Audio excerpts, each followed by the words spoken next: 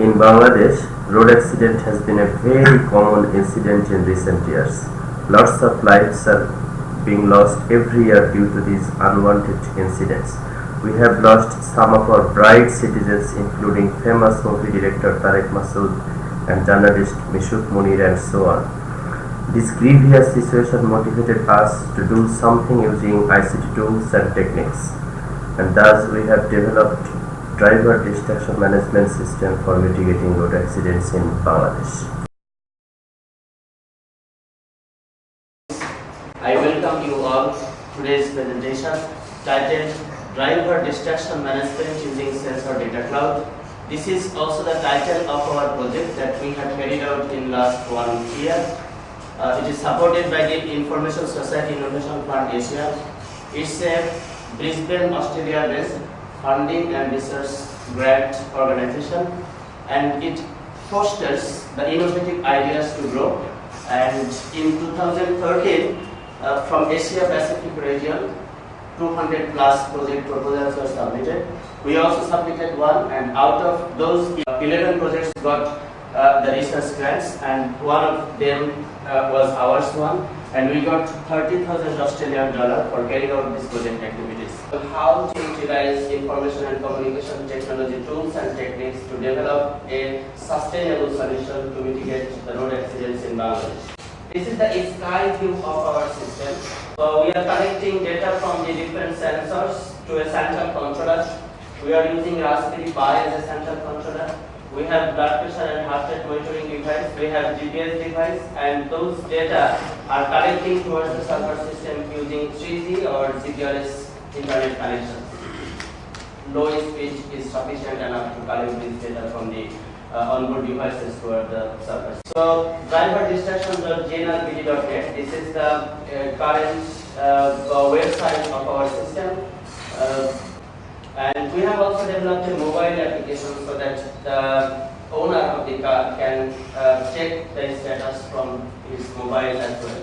And, very important award, the giving ceremony was in 8th Internet Governance Forum in Bali, Indonesia. And finally, I would like to put an hours before you. Till now, we have developed a prototype for the solution architecture, but there are some additional challenges we have this field. And for carrying out the rest of the activities, we need additional grants and funds. So I believe our stakeholders, the government, the industry, will come forward to make this system to foster the rest of the activities so that we can develop a sustainable system to mitigate the road accidents in Bangladesh. অনুষ্ঠানের এই পর্যায়ে আমি উপস্থিত সবাইকে আমন্ত্রণ জানাচ্ছি মুক্ত আলোচনায়, এবং মুক্ত আলোচনায় উপস্থিত যে কেউ অংশগ্রহণ করতে পারেন। আমি তাদের সবাইকে অনুরোধ করছি প্রথমে তাদের নিজের নামটি বলে তারপরে আলোচনা শুরু করার জন্য। এটা কি আসলে রিসার্চ প্রজেক্ট ছিল না, আমাদের কিরকম কাজ না? ব্লাড প্রেশার মাপার জন্য এখন ইমেজ প্রসেসিং বেসড কিছু টুলস আছে, সেগুলো বেশ খুব ভালো কাজ না করলেও কাজ চলার মতো কাজ করে। রোডের মধ্যে যে মার্ক নাই, আমাদের রোডের সেফটির ব্যাপার থেকে রোডে যে মার্ক নাই, আমার মনে হয় সেটা নিয়েও ইমেজ প্রসেসিং এর কিছু করার আছে।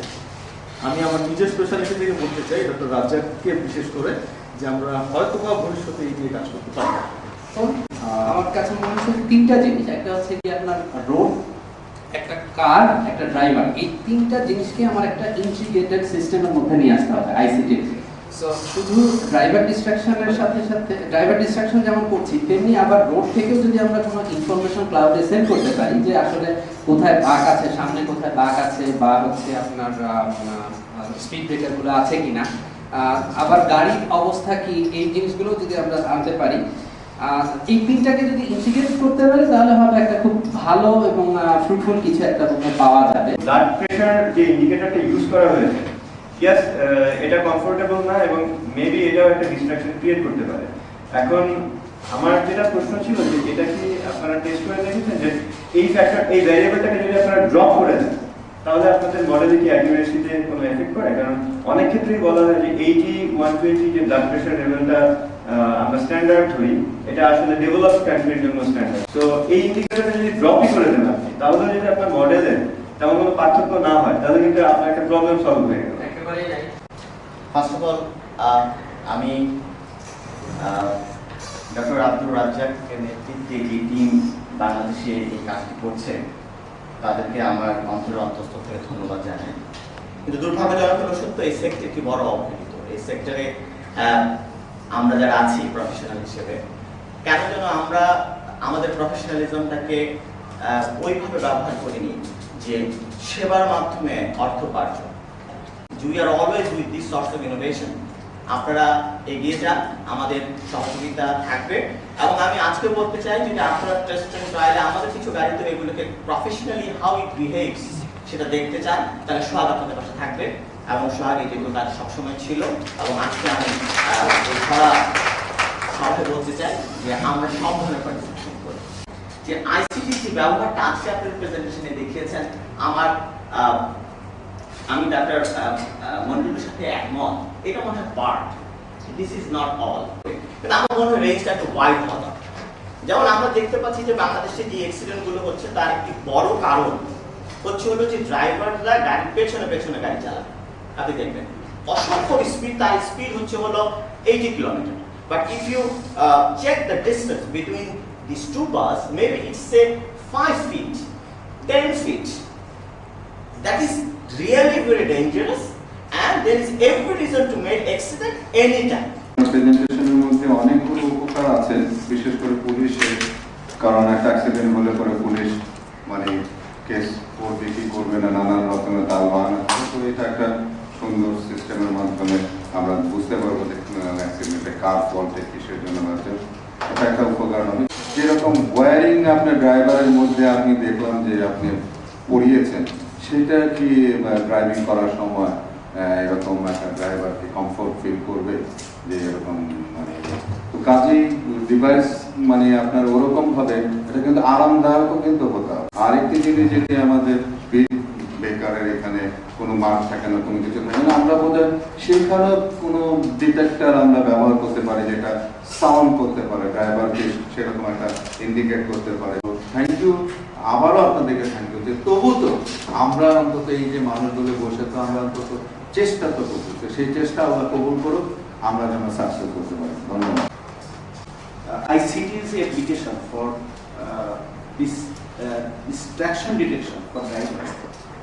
তো এটাতে অনেক রিফাইনমেন্টের দরকার আছে, এবং যে ডিভাইসটা তৈরি হয়েছে সেটা ফিল্ড টেস্টিং এর দরকার, আলোচনা থেকে আসছে, সেটা হওয়ার দরকার। এটা কস্ট ইফেক্টিভ হওয়ার দরকার, একাডেমিক সোশ্যাল রেসপন্সিবিলিটি। আমি রিসার্চের হিসেবে শুধু অরিজিনাল রিসার্চ করলাম, ডিগ্রি দিলাম, পিএইচডি হলাম ইত্যাদি, এটা বাদেও আমাদের সমাজে কি সমস্যাগুলো আছে সেগুলোকে মনোযোগ দিয়ে আকর্ষণ করা, সেটাই। এবং সেই কানেকশনে এটা একটা অত্যন্ত গুরুত্বপূর্ণ রিসার্চ বলে আমি মনে করি।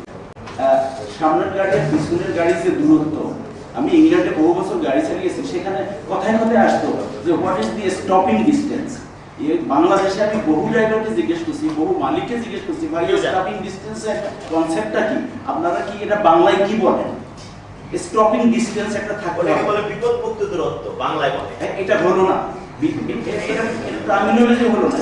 সুতরাং অনেকের কাছে কিন্তু এই কনসেপ্টটা নাই। আমি যখন 40 কিলোমিটার স্পিডে যাচ্ছি তখন আমার কত দূরত্ব দেবো, 10 কিলোমিটারে যাচ্ছি তখন কত দূরত্ব দেবে, এই জ্ঞান বুদ্ধিটা এই ড্রাইভারের নাই। সুতরাং এইটাও একটা অ্যাড্রেস করার বিষয়। এইখানে আইসিটি একটা অ্যাপ্লিকেশন বা একটা এমফিল প্রজেক্ট হতে পারে, অন্যান্য দেশে কিন্তু আছে। আমাদের ইনভলভমেন্টের জন্য যেটা দরকার, আমরা যখন গাড়ি চালাচ্ছি অটোমেটিক সেন্সর সিগন্যাল গিয়ে এটা রিফ্লেক্ট করে কালেক্ট করে বিপ বিপ একটা সিগন্যাল কে যেন বললেন বিপ করা, ওয়ার্নিং দেওয়া যে you are so near, so slow down. এই ধরনের একটা রিসার্চ আমার মনে হয় এমফিল বা পিএইচডি লেভেলে যেখানেই হোক না কেন আমাদের রাস্তার জন্য এটা করা দরকার। মিড লেভেলে আছে অ্যাক্সিডেন্টের ক্ষেত্রে না, বা ডেথ টোলের ক্ষেত্রে, কিন্তু মাস 2-3 আগে, 2 মাস বা 3 মাস আগে দি ইকোনমিস্টে একটা আর্টিকেল বেরিয়েছিল, আপনারা খেয়াল করছেন কিনা, সেখানে বাংলাদেশকে বলছে সবচেয়ে বেশি অ্যাক্সিডেন্ট হয়। যেমন এখান থেকে যশোর আমার বাড়ি যাওয়া পথে 93-97 স্পিড ব্রেকার আছে। আমার বাসার পাশে মিন্টু রোডে স্পিড ব্রেকার রিসেন্টলি দিয়েছে, কেউ জানে না স্পিড ব্রেকার, হঠাৎ কোনো দাগদোষ নেই, ডেলি এসে মেরে দেয় ওখানে এভরিডে। আমি দেখি যে আমার সামনে, চোখের সামনে দেখেছি কয়েকদিন। নেভিগেশন সিস্টেমের বিষয়ে কোনো কথা বলছেন কিনা এর আগে, এই 2-3টা বিষয় আমার একটু বলেন। আমি আপনাদের এখানে একটা জিনিস বলতে চাই বলে আমি, সেটা হচ্ছে এই বিষয়ে যদি কাজ করতে চান টাকা পয়সা আমি দেবো যেভাবে। এক, যদি চান 20-25 লাখ টাকাও দেওয়া সম্ভব যদি এই বিষয়ে গবেষণা সুন্দর করে, কিন্তু শুধু এই দিক হলে হবে না, রাস্তার দিকটাও দেখতে হবে। রাস্তায়ও কিন্তু বড় রকমের সমস্যা রয়েছে, একেবারে কোথায় কি আছে কিছুই বোঝা যায় না। যেখানে স্পিড ব্রেকার আছে, আমার যদি মোবাইল ফোনে বা সামনে একটা ই থাকে আমি দেখতে পারি যেখানে স্পিড ব্রেকার রাতে, তাহলে কিন্তু বোঝা যায় এটা।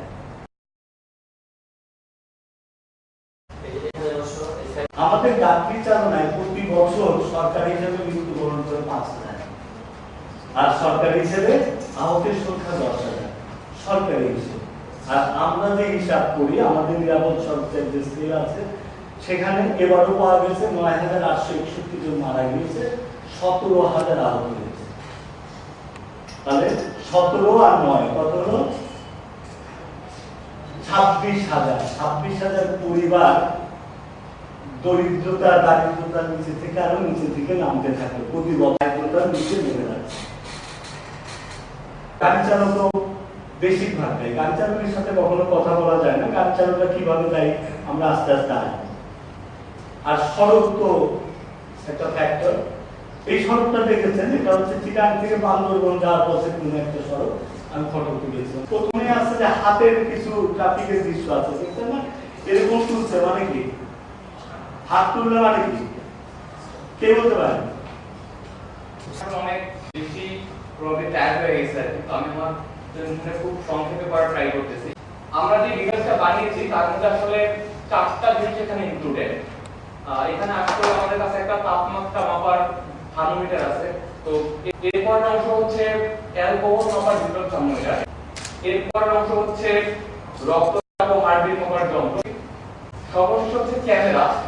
আসলে এখন কোথায় আছে বললাম, আমার গাড়িটা আসলে ঢাকা ইউনিভার্সিটির একটা জায়গা এখানে যাবে, তো আমি আসলে দেখে ফেলতে পারবো যে আমার আসলে কত স্পিডে গাড়িটা গেছে।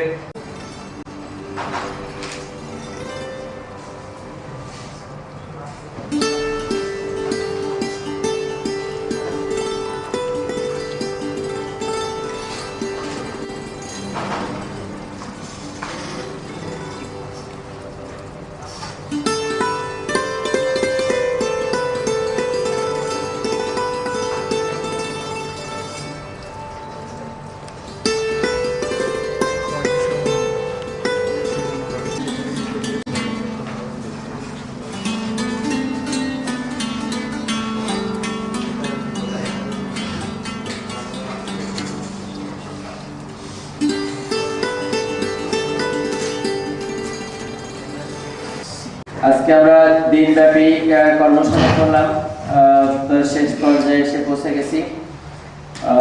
আমি অসংখ্য ধন্যবাদ জানাতে চাই নিরাপদ সড়ক চায়ের মাননীয় vice chairman Rotarian Kamal Hossain, এবং খুবই ইন্টারেস্টিং কিছু ডকুমেন্ট এক্সপেরিয়েন্স উনি আমাদের সাথে শেয়ার করেছেন।